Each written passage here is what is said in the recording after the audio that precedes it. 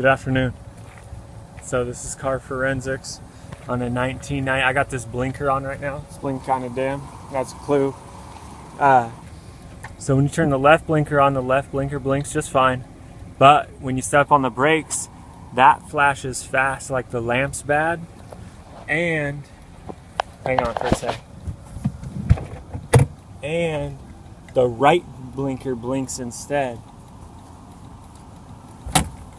So here's, I'm gonna hit the brakes right now.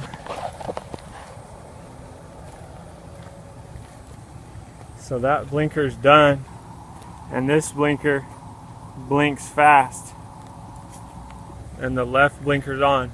Third brake light's on, and the left indicator's on full blast.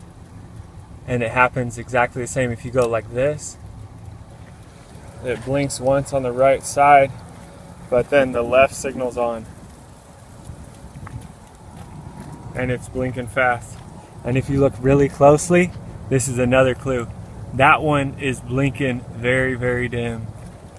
Thanks for watching.